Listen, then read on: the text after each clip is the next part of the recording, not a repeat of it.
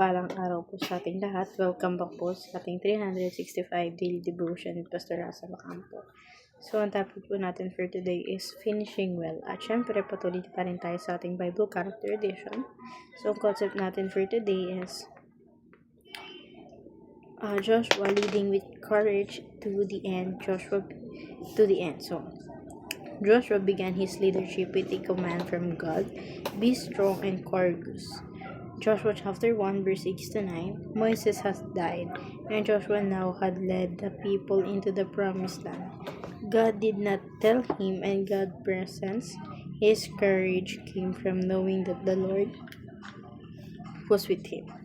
Many years later, when Joshua was old and near death, he gathered the people one time, Joshua chapter 24. He reminded them of everything God had done. From Abraham to the conquest of the land, Joshua chapter 24 verse 2 to 13. Then he gave them a clear choice. Choose this day whom you will serve. And he declared, as for me and my house, we will serve the Lord. Joshua chapter 24 verse 15. Joshua finished the same way he started, with courage rooted in faith.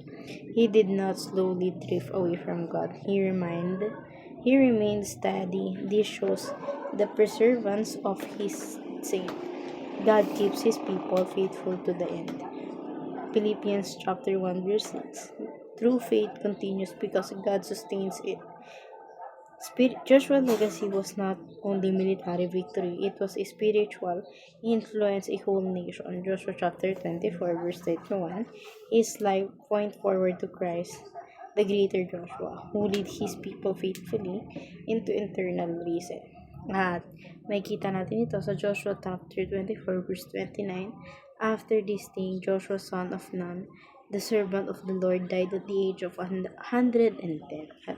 Ngayon po, share ko po yung mga natutunan ko sa naging topic po natin for today. Magsisimula tayo sa ating teaching na Legacy of Joshua. So, first teaching natin, Joshua led Israel to greater heights.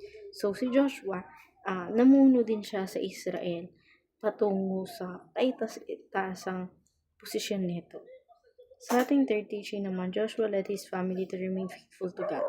So, si Joshua rin yung nagbigay sa pamilya niya na kailangan faithful pa rin sila hanggang ngayon sa ating Panginoon. Sa ating third teaching naman, Joshua pointed the people to Jesus Christ. So, si Joshua, tinuro niya sa mga tao na si God laging ang sasambahin. Si God ang may gawa ng lahat ng bagay.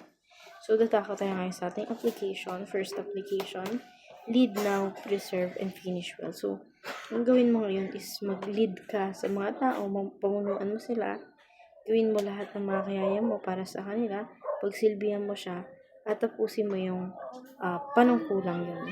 Sa ating second application naman, leave a legacy of faithfulness to God. So, dapat nag-iiwan ka din ng remark na ang napapapurihan ay ang ating Panginoon.